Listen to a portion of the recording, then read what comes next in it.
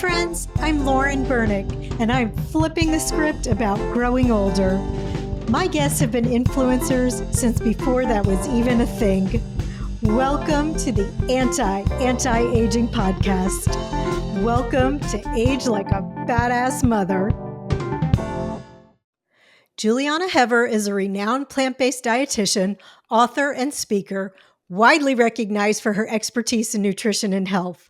With a passion for promoting a whole food plant-based lifestyle, she has dedicated her career to educating others about the benefits of this diet for personal health and environmental sustainability. Julieanna is the author of several influential books, including The Vegetarian Diet, The Idiot's Guide to Plant-Based Nutrition, and The Choose You Now Diet.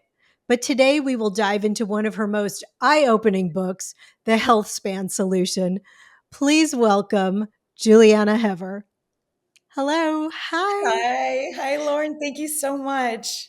Thanks for being here. I've been wanting to talk to you forever. I think you're just this gorgeous, shining light in the world. Thank you. That's very sweet. I'm very excited to talk with you. So I just want to, on a personal note, just talk about some happy news. You just got married, right? I did. Oh, Finally congratulations. found the love of my life. I'm Mazel. so happy. Thank you. Thank you. Where did you meet him? Oh, the old-fashioned way, online.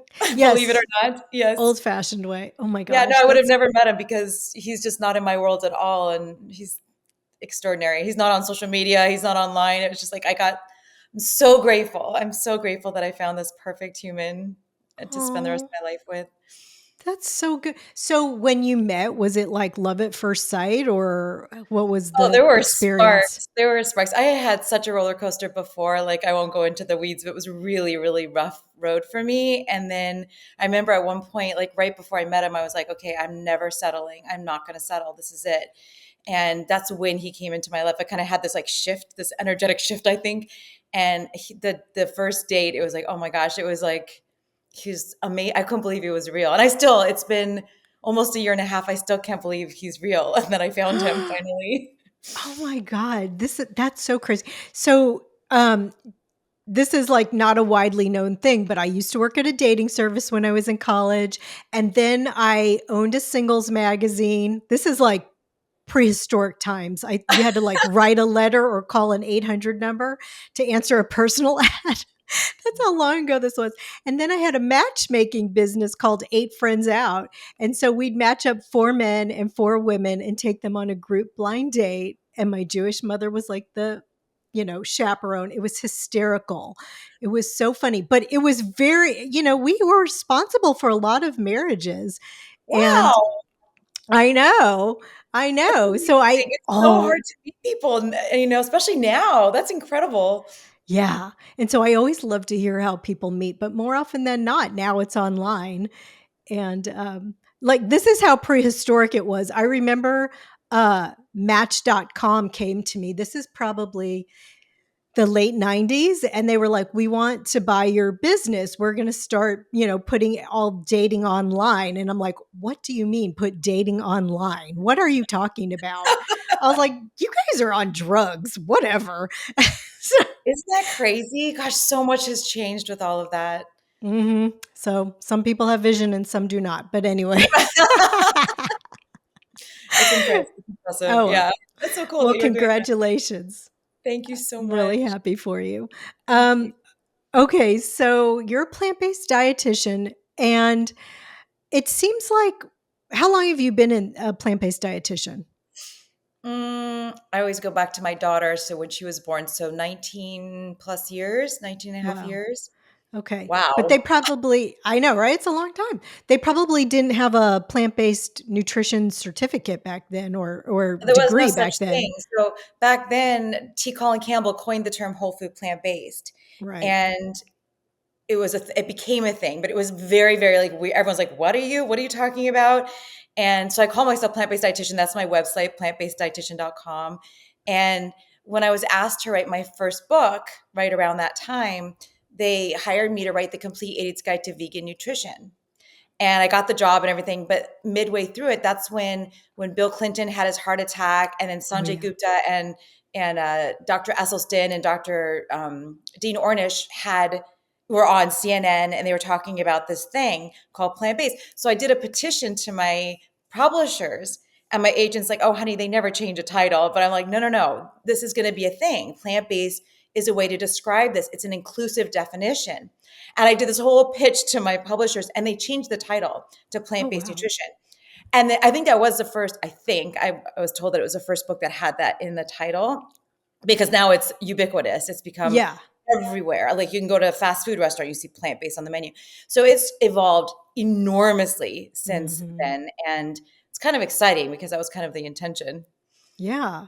What made you decide to want to be a plant-based nutritionist Oh, or well, dietitian? that's a good question. That's a long evolution. It started when I was really young. Like it started with me wanting to become a dietitian and personal trainer and all of that way back when I Mhm. was a little girl and I was dancing, and my dance teacher told me to cut out my snacks, and then I was on this lifelong journey to understand diet and weight loss and body image, and that's where my real passion is. But I was reading everything I could get my hands on, again, before online. So, Yeah. back in the old dark ages, and we had to read books and go to libraries and stuff like that. And I stumbled across John Robbins' book, Diet for a New America. And that was the first book that connected nutrition, or well, food to nutrition, health, and Right. the environment and the animals. And when I read that book, I was like, this is crazy. Like it blew my mind. So I started that journey way back when I was probably like, I think it was 16 or something when that book came out. And then fast forward, I became a personal trainer from being an actress, and then I became a dietitian. I went to grad school for 7 years. And I remember there were little clues that popped up during my grad school education and my internships where I was like, whoa, this is interesting. The dairy industry sponsored so much of the education, or the food Uh-huh. expo at the American, what was the Academy of what was it? It used to be American Dietetics Association, but now it's Academy of Nutrition Dietetics. I went to one conference and I couldn't believe the expo when I walked in, and it was like food industry on display. Like the fast food industry had the biggest booths, the sugar industry, the cereal industry. I was like, oh my gosh, this is loaded, so loaded. So I was seeing all this stuff kind of evolve, and in my mind, I'm like, there's something more to this. Like this doesn't seem, kosher, if you will. Like it was like there were so many questions Yeah. I had. And so after that, I, became a dietitian, and I was about to start working, but then I had babies. And so I was home. I was ended up just having to stay home, and I was reading more, and I just started, that was it. I changed my diet finally, and I started reading more, and that was it. That was it. I wanted to scream it from the rooftops that this is the most health promoting way to eat that we've ever seen in the literature. Hmm. That always just kills me when you walk into something, or like even if you look on like the American Diabetes Association website and it's sponsored by like Kentucky Fried Chicken, and it just blows my mind. Things like that. So I always hope that people will piece together for themselves, but in case they don't, then we're here to give them a reminder. Um, Yeah, the problem is so systemic. It starts all the way up there, and where politics and where the money is and where the information's coming from originally. But the problem is it has trickled down, and the way mhm. we're trained, like the way I was trained in grad school and internship, and the way doctors are trained, they don't have that information. I wasn't given that information. I learned so much more. I got the fundamentals, and I'm so Right. grateful for my education, but it helped me look at the science and the actual piece it together now. But you still go to a physician and they tell you, no, you need medication, or diet doesn't work, or I mean there's so much misinformation still. And now we've added this whole huge enormous complex of social media where Mhm. everyone's an expert, everyone's saying all sorts of stuff, and everyone's even more confused, I think, than ever. Yeah. I think that that's true. I think that people are really confused. And, and you're right. Like you could be on TikTok and now you're an expert, because you have I a lost 10 million pounds. followers. Yeah, I've lost Mhm. 10 pounds, so this is how I do it, and this is the right way to do it. Or This like, is it. yeah, yeah, it's amazing. It's amazing how Yeah. that's changed. I'm worried about it. I am too. But that's okay. So I'm glad you're here so we could kind of sort through some of this. Um, I know you have other books, that Choose You Now diet, which, I want to, well, let's just talk about that one for a tiny bit. Because I think that that's good. Well, they're all good, but you, what are the basic tenets of the Choose You Now diet? This was my latest book. This was kind of like my heart on a book because it was like the first time I got to use my voice and talk from my story. And the tenets are, I've done mostly weight loss transformations. I've done a lot of transformations. And also, weight loss is always paired, almost always, not always, almost always paired with conditions that are related to excessive weight and bad diet. So, cardiovascular disease, type 2 diabetes, all the cardiometabolic diseases that are very overly present today. So I take people through these incredible transformations, but it's not just diet. I feel like whole food plant-based diet was like the first thing, like eat more plants. That's tenet number one. Tenet number two is dealing with this crazy world we live in. And I think this is where my passion lies, is because I work with clients one-on-one, and we get into like relationships and experiences and psychology. It's unbelievable how many associations we make between what we eat and why we eat and Mhm. everything in our life, our families, our relationships, our, how we were brought up, our culture. I talked about this that was what my TEDx talk was about many, many years ago. And I can't believe how much it's evolved now to watch the deep, deep seated belief systems that we have that we don't even realize we have.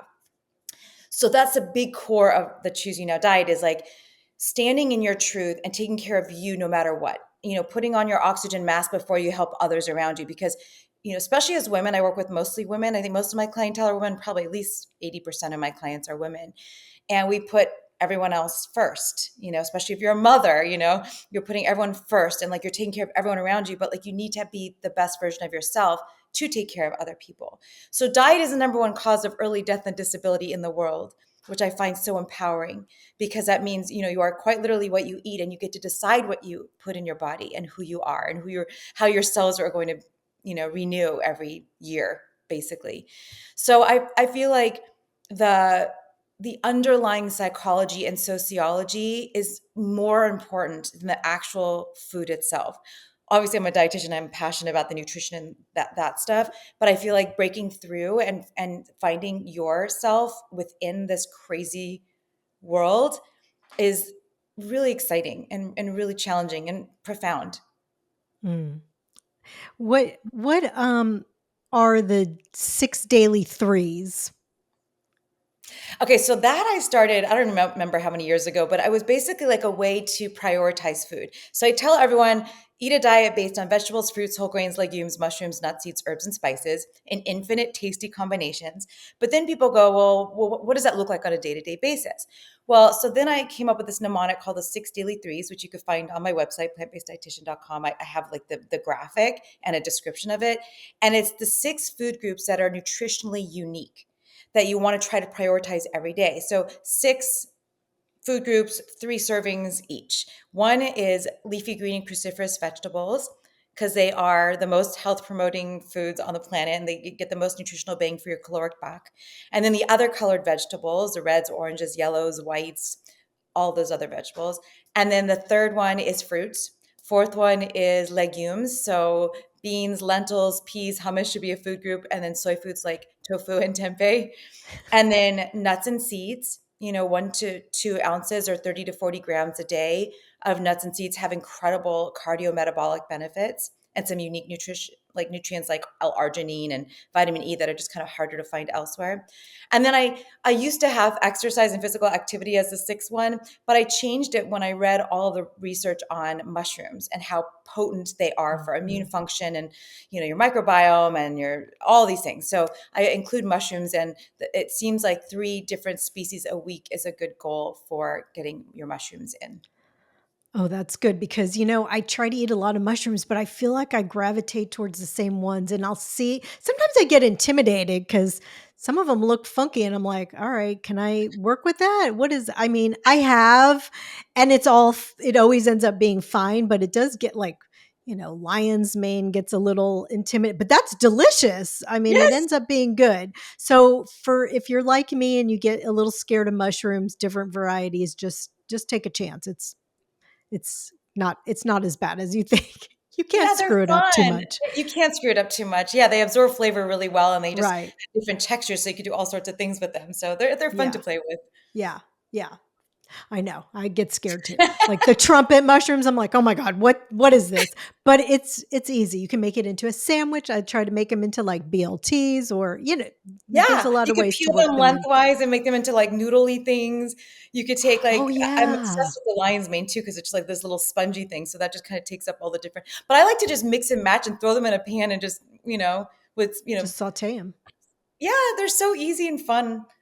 Yeah. Yeah.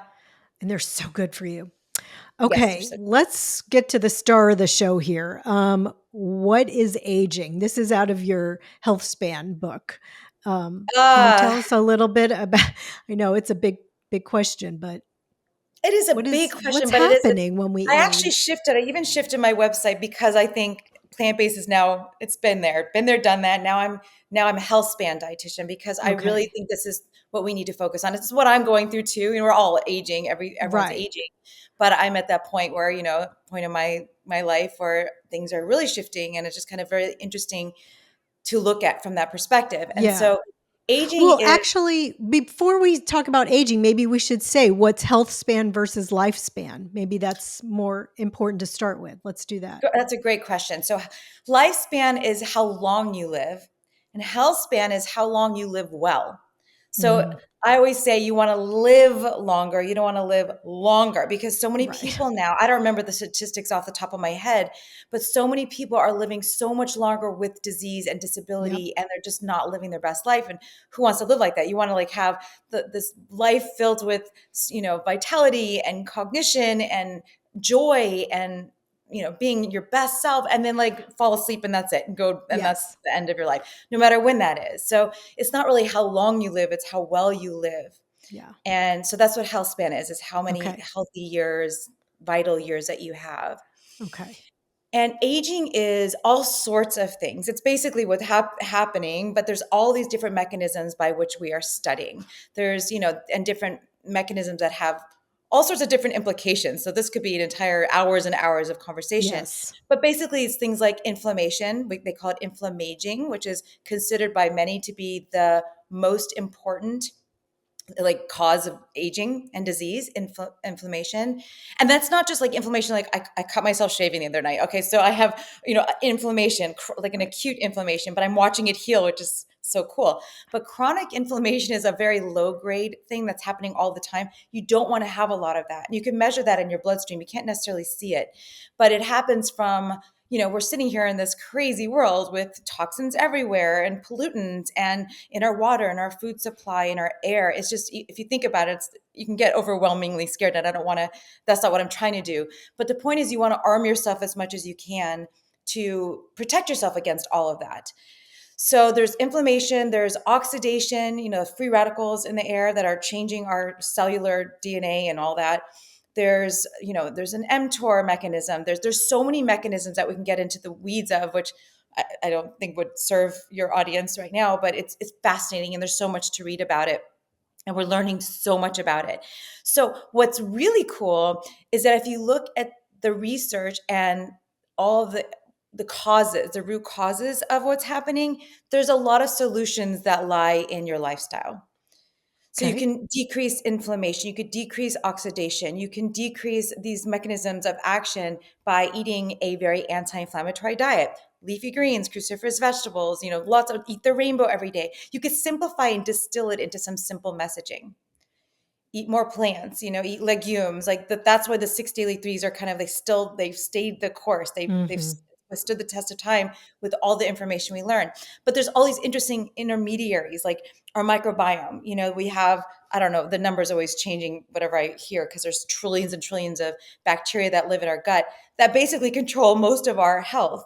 Our cognition, our brain gut access, our immune function, and it's basically like the middleman between all sorts of different things happening within the body. So that's really exciting too. So how do you have a healthy microbiome? You feed it fiber. Where do you get fiber? Plants. So there's all these different things that kind of point to eat more plants, eat more plants, eat more plants. So the simplest way to help with healthy aging and health span, eat more plants. Eat more plants. Yeah.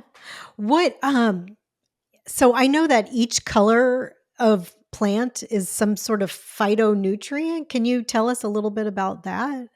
It's a whole interesting world. Yes, there's like I mean, last I checked, there are hundreds of different categories of phytonutrients. Phyto meaning plant source, and nutrients. And so plants are out in the world, right, withstanding weather and pests and all these things. And so they create these different compounds within them to survive, like survival chemicals, if you will. What's so cool is that when we consume them, we can get the same benefits that the plants are getting. So there's chlorophyll, and the green is chlorophyll. The carotenoids are reds, oranges, and yellows, and there's the vegetables that have them. So those compounds themselves offer a huge plethora of different types of benefits: anti-inflammatory, antioxidative, cardioprotective. Soy foods have things that are bone protective. There's all these different compounds, isoflavonoids. Like, there's so many different classifications. It keeps growing the more we learn. The cool thing is that if you just eat these colors and you eat the different plants, you're getting all this wide variety of benefit.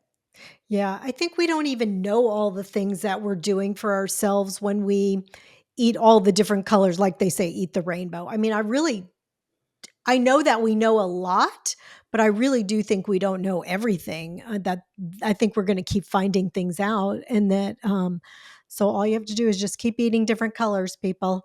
Yeah, Just we're the tip of the iceberg of what we understand. And what's even cooler, I think the most extraordinary part of it is we don't live in this little myopic world. Our body is not a machine.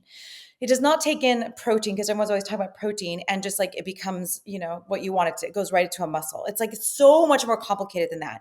Plus, you don't just eat protein in isolation unless you're eating just a protein powder, but most protein powders are not just protein itself. Everything is a beautiful synergistic compilation, orchestration of different compounds. And what happens is how our body interprets that. It's this beautiful symphony of events that take place when you consume a food. Just like pretend you're eating just one, a tomato or whatever, and it's got all these different things, and your body knows what it is and knows what to do with it. It does this beautiful thing, and in the way it absorbs it, the way it, we excrete what we don't need, we absorb what we do, we use it when we need it, where we need it. Our bodies are so beyond brilliant, we don't even know a little iota of what's really going on in our bodies. So Mhm. it's kind of extraordinary and way beyond our comprehension now. Yeah. You mentioned protein. I want to talk about that because people freak out about protein because that's one way the meat and dairy lobbies get us to buy into that myth that we have to have protein from animals and all that. Can you address that a little bit? Oh gosh, Lauren, I don't even know where to start with this, I because know. my thoughts have shifted on this of late, like shockingly. My husband calls Oh, me 180 because I've done a 180 on protein. Because okay. I know it's kind of crazy. I've been the one that's saying it doesn't matter, as long as you get enough calories, you'll get enough protein. Well, it's come to my attention that, like, the research that we're basing all of that off of, even what the Institute of Medicine guidelines are for protein recommendations, it's the minimum, and the research seems to mostly have been done. All the research in health is mostly done on men. Why? Because Oh, us women are very much more complicated in terms of our cycles and our hormones and the changing of our hormones. It was so much different that we're not studied even a tiny bit compared to the shocking. data on men. I know it's not shocking at all, but when you think about it like that, it's like, wow, I have to rethink everything. We don't really know. Again, you go off what you know. So, yes, you can get protein in plants. There's no question about that. In fact, all amino acids are in all plants, just different ratios. And so you can get them. You have to be strategic about it. So you need to make sure you're getting legumes every day. That's why that's part of the six daily threes. Again, the six daily threes make so much sense if you think about it contextually in all of these different things. Yeah. And you want to make sure you're getting those nuts and seeds, because those have other amino acids. You want to make sure you're getting, the vegetables have other amino acids. So you want to get a variety of whole plant foods to get the amino acids that we need, the essential amino acids, 9 of the 20 amino acids. So that said, you can get it from plants. So that's not a thing I've flipped on. What I've flipped on is we probably need more.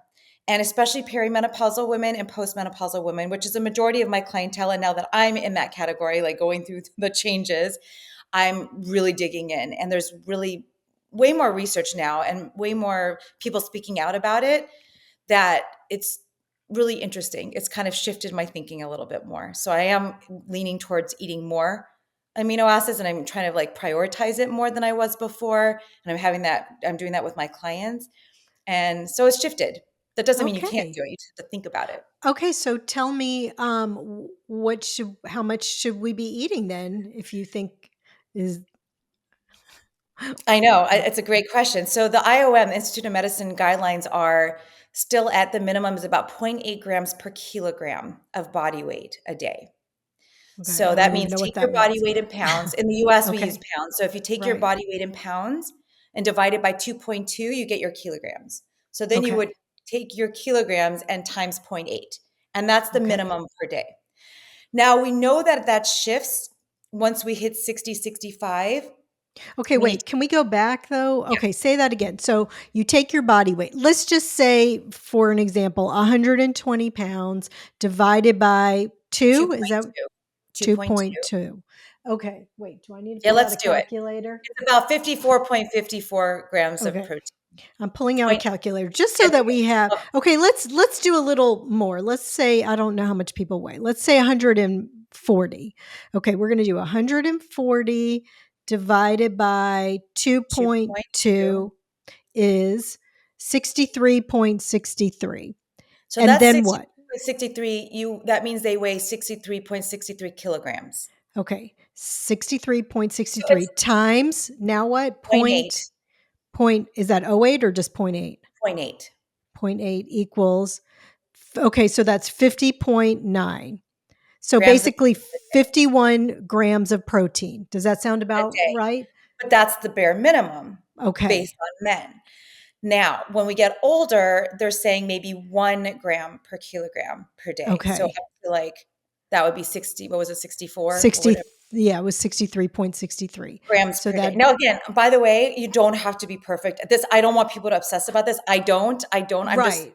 being But more conscious about this. I'm But just let's get trying to get an idea though of like great. how many like what does this look like? Okay, I'm so so glad you're doing about 50, 60 grams of protein minimum. now. Add strength training, which is incredibly important for perimenopausal, menopausal women. This is like, it's so exciting. Like lift heavy, get strong, get Yeah. fit. Then you need to make sure you're getting enough for that. Now, the new researchers that I'm reading, there was an international journal paper, a white paper that came out last year that was really interesting. And they're saying almost double that. It's almost like a Oh, gram per really? pound. A So gram per pound. they're saying like 1.8 to 2 grams per kilogram. So again, you don't have to get into the numbers like obsessively, but it is good to know. And it's a lot. That is a So lot. now here's my dilemma. So I work mostly with clients that are doing weight loss. Okay. Okay. When you're losing weight, and that's what Choose You Now Diet was based on, because I didn't ever finish that thought that book was based on my work with weight loss transformations with my clients. So what's shifted for me, so what matters is you have to create a deficit to lose weight. And I know we're not talking about weight loss right now, but I just want to Yeah. compare it with these numbers. If you're trying to create a deficit, you have to eat less. There's no way around that. You have to eat less to lose weight. There's no, every diet, every Ozempic, everything makes you eat less, and that's how you lose weight. So that means you have limited real estate on the plate. So if you're now saying you need double the protein, what you put on the plate matters even more, especially during weight loss. Now, it's really hard to do weight loss and anabolism or like gaining muscle at the same time. Like they just are two competing physiologies. So this is where I'm really trying to play now. This is my new work, and this is what I'm trying to like recalculate and kind of convene with how I approach this. This is the first time I'm talking about this in a podcast. So I appreciate you bringing this up because I've been Yeah. talking about it very little, dripping it out on my social media because my thoughts are really changing and I want to make sure I have it right and can Yeah. help the most amount of people. It's We won't complicated. hold you to it, but I am very interested to Dr. Greger was also talking about, well, did he? No, I think that I can't remember which side he came down on with Oh, his I'll tell you because he says it doesn't matter, right? Or he says we're I was getting it. going crazy with all this at the beginning, and so I asked him if we could just do a quick Instagram live, and we Oh, popped on that good. next day or that day, and yeah, no, he's but I haven't talked to him since. So this was a few months ago, and I've since read the new white paper and all this other stuff. So I would love to talk to him again. I haven't talked to him in a while, but he's saying if you eat plants, you eat enough calories, you get enough. Just like the That's Institute of Medicine, just like I've right. said in You all get my enough. previous books, I've said Mm-hmm. the same thing. But I'm a little curious about this new information for women specifically. Okay. And aging, there was a lot of information on aging. So what I've always said, what I said in Healthspan Solution, I wrote that book. When did we write that book? It's been several years, like 6 years ago. But in that book, we talk about how the only way we've ever extended health span and longevity in every model organism tested, yeast, rodents, to our primate cousins, was with dietary amino acid restriction. Yeah, I was going to ask you about that. Yeah, that's a Okay. complete conflict of what I'm saying right now. Okay. So what do we do? You're What not, do we so do? you have to do more research. Is that what you're saying? I'm saying Or, yes, I do. I think it depends on you, the person, your age, your activity level. That's always been a thing. I'm still going back to the American College of Sports Medicine guidelines too. But it's basically, are you in weight loss mode? Are you in, health span mode, perimenopause, postmenopause? Are you that's where the numbers kind of lie. I also still believe that it doesn't have to be a perfect number. I don't think we are not numbers. We are not machines. We are still humans. And so I think people need to also find what works for them.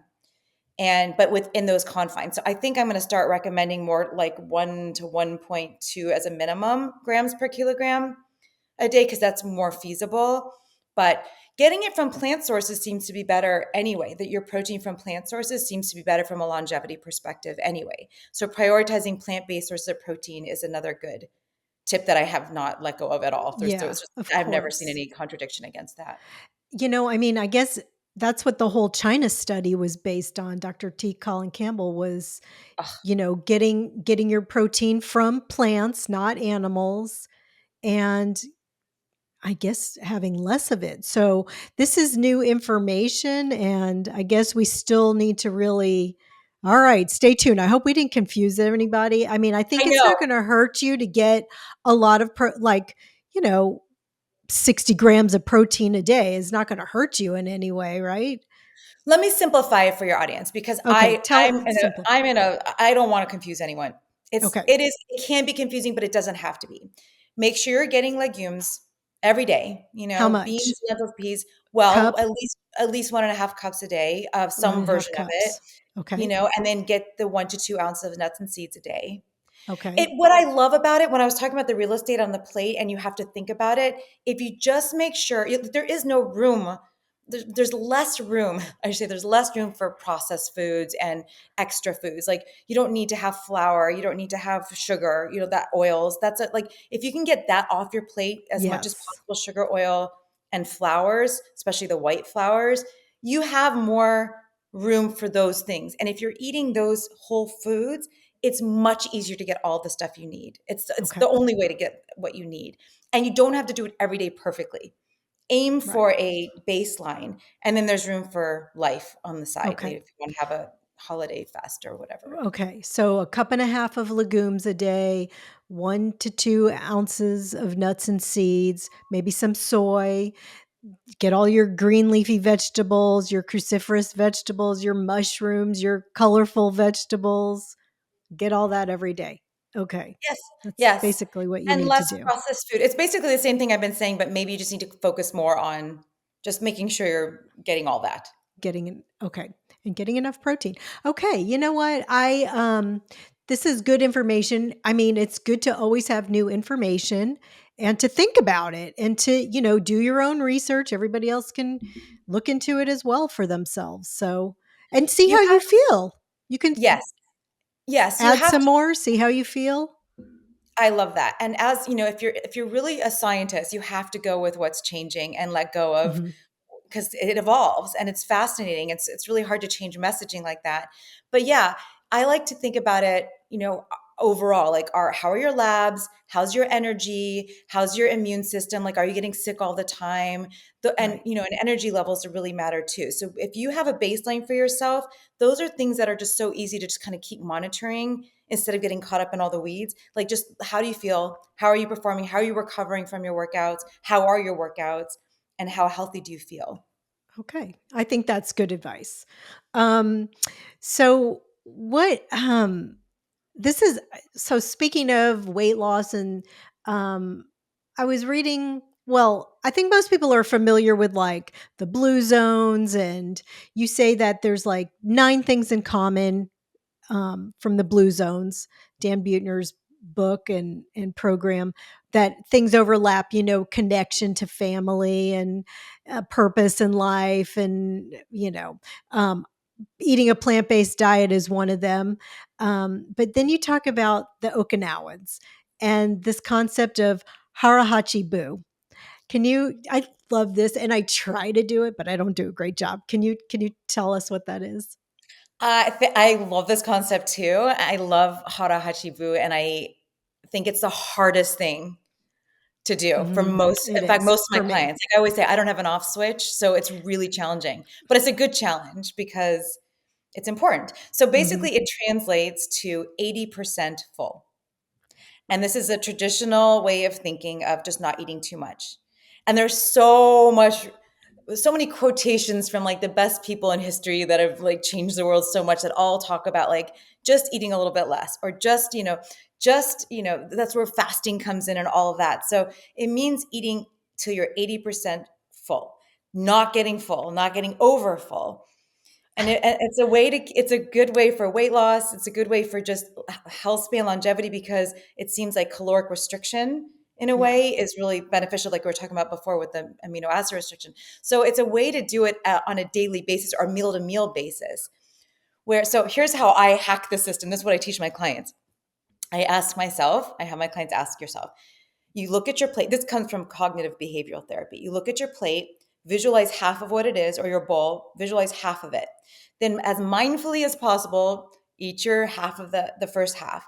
Chew, shut your screens. I say this, it's not a perfect world. I try, I'm not perfect either, but I'm trying every day to be as a nice space where you're really focus on your food and chew as much as you can and taste it and smell it and feel it and enjoy it.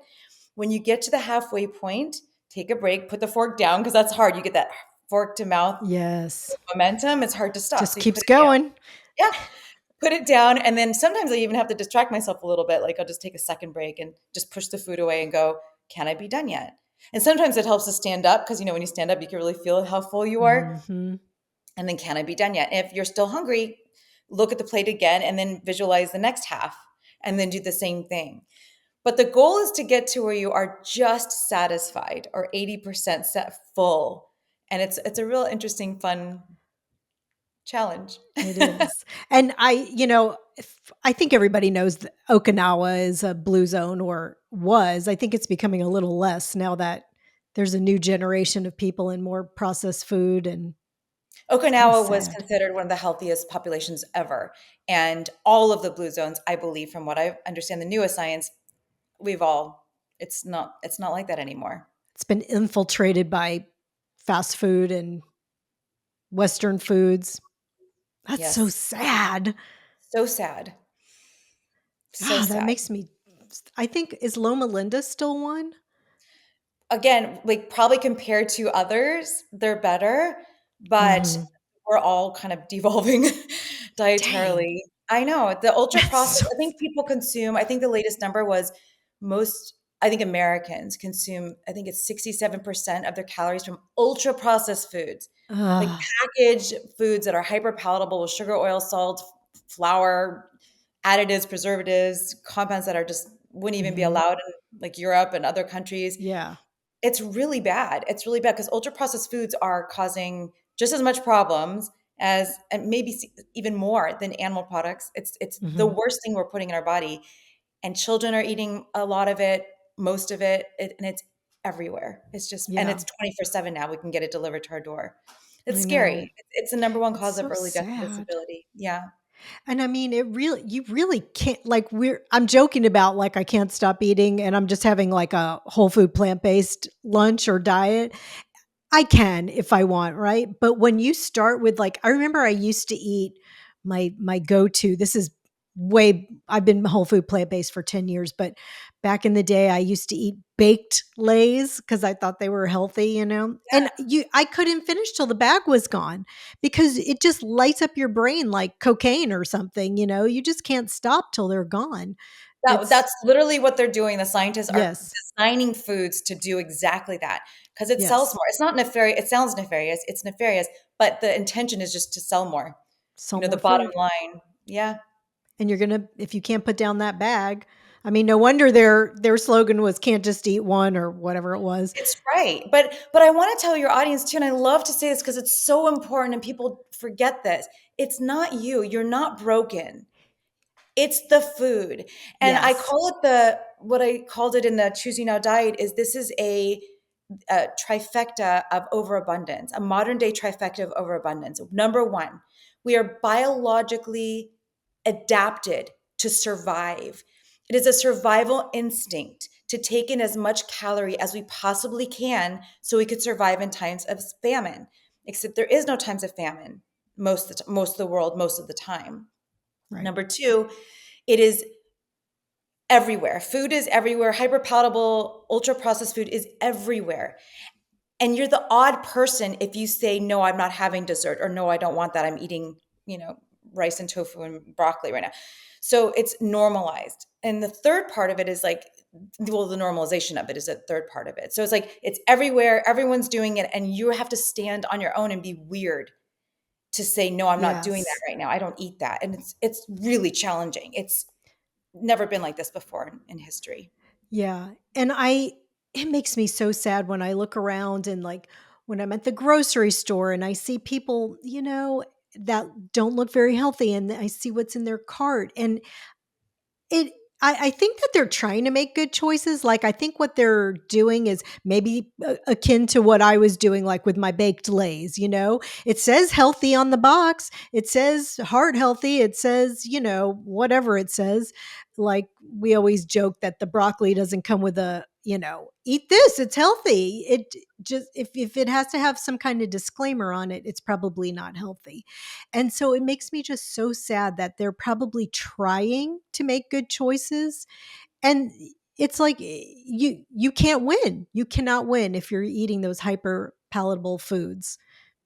It's just not going to happen. You have to, that's why it's hard to start with a whole food plant-based diet, but if you can just dive in and really let go of the things that you think you need to eat, maybe I really need chips or I really need a bite of cake after dinner or something like that. It's easier to just let that go and try to jump in. Don't you It's find that? very simple, but it's not easy because of like what I was saying, Exactly. the deep, deep roots that are cultural and familiar and associations for us, but also our biochemistry. Our brains light up at that food. Yep. It's a Mhm. dopamine chemical cascade that makes us want more.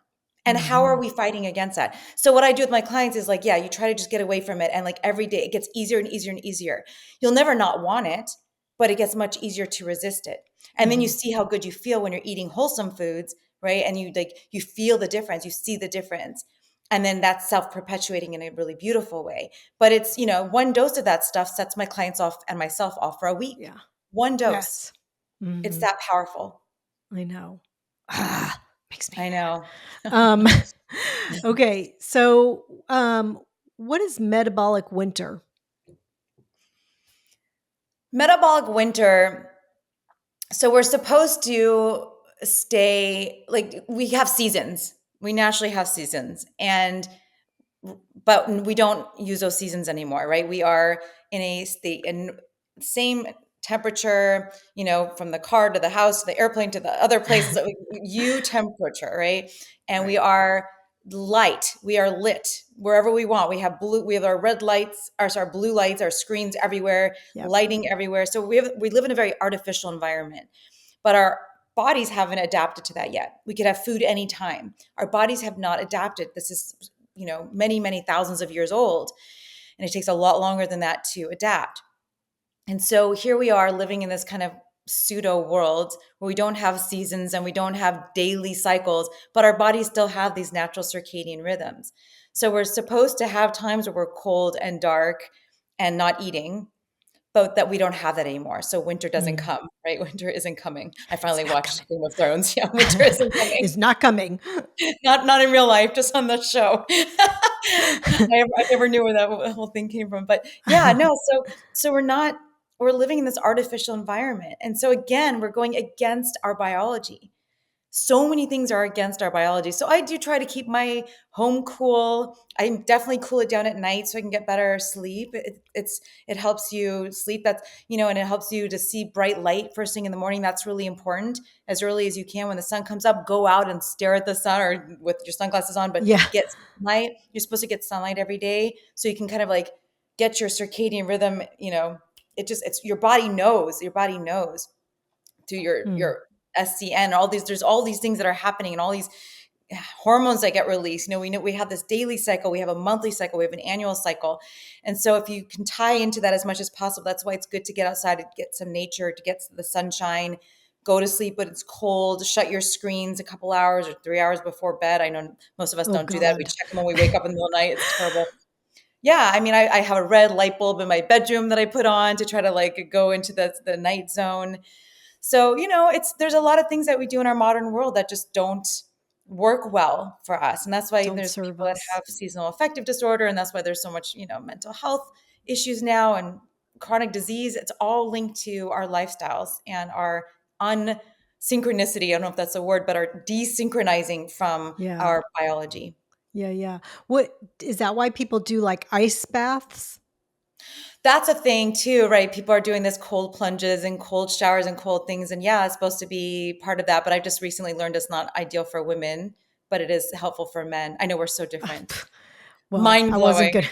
gonna yeah, right? But I wasn't Which gonna do that anyway. I don't like to I be was, I was cold, gonna which say, yeah, I was gonna say, I was doing that with showers for a while, and was so happy to hear that yes. that's not good. I'm like, okay, good. It's horrible. I Poor do try to do that in the shower at the end, like just do Yeah. a cold. I had a French friend and she told me that that was her mom. That's how my mom's breast stayed perky till she, was 80 something years old. At the end, she would p- put some cold water all over herself and her hair and her breast. And I was like, what? Okay, well, It's supposed that to be ship good for has your hair maybe too. sailed, but yeah, Yeah, yeah. But also, I mean, okay, so I tried to give that a whirl for a while, but I was like, yeah. I mean, I for sure. try to remember to cool it down at the end, but Yeah. again, I got to do better. I really am a creature of I love being warm. I know. Um Lauren, you just ruined it for me because now I'm going to think about breasts in my showers every time. I'm like, maybe I should try just to do it. perk up your breasts. Maybe can it help after? Um okay. And then the one last little thing I want to talk to you about, uh, am I saying this right? Okay, I'm Methionine? already methionine. I'm already boggling it.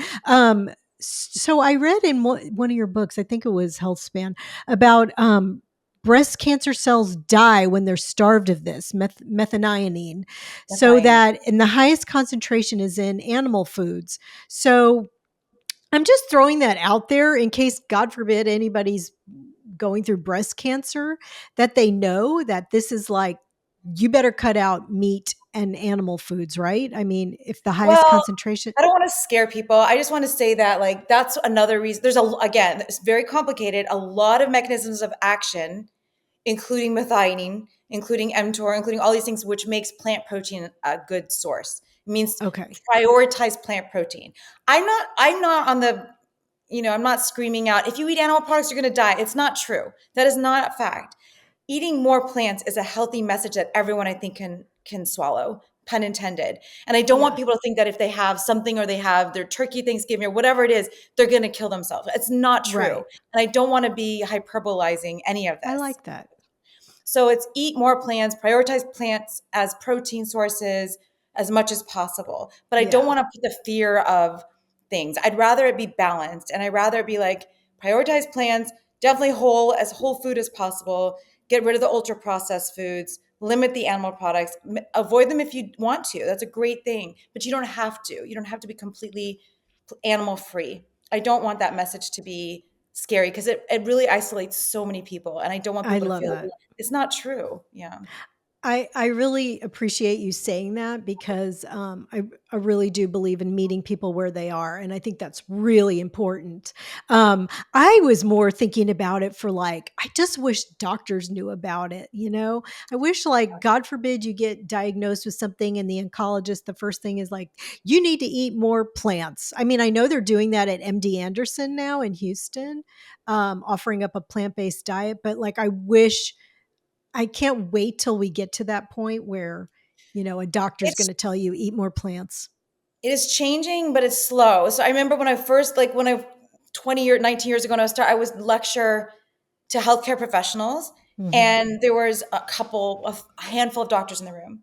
And the last talk I gave to doctors specifically was right before the shutdown, so it was Yes. 2019, and there were 2,000 healthcare professionals in the room. So that's still a long time ago now. That's 5 years ago. And there there's so many new platforms and so much more education, and more hospitals are incorporating, I mean, not hospitals, but medical schools are incorporating at least an iota of nutrition. But it's so funny because I was married to a doctor for I don't know, I was with him for 20 something years, and through med school, through nutrition school, after we were married, after we had kids, all that, wherever we went, people would ask him a question about nutrition. And he'd be like, ask my wife. Like, she's Ask the Juliana. dietitian. Yeah, I don't know anything about that stuff. But he was the one that would say that. But then I would go to his medical school or his hospital, dinners, and the doctors would be arguing the cardiologist would be arguing with me about like protein and needing Hmm. to have steak. It was like, oh my Yes. God. So anyway, it's changed a lot, is what I'm trying to say. But it's slow. Hopefully Yeah. it will change more. Yeah. Okay. Well, I mean, you've been very eye opening and forthcoming. I really like that. I'm going to just ask you a few questions that I ask everybody at the end. What's your best piece of advice for aging well? Eat more plants. Yes, I knew that was going to be, that and was a and setup. I know, but the thing that I'm really, really passionate now about more is really working at like lifting heavy, staying physical more Mhm. than I've been like, wow, I've always been, I'm a personal trainer. I've been a personal trainer since Yeah. 1998. I'm such Oh, wow. passionate about exercise, but now I'm more excited about the like heavy lifting and the Okay. like pushing yourself even in your 60s, 70s, 80s, like pushing yourself. And I'm excited about that new research. So eat plants, eat more plants, work out hard.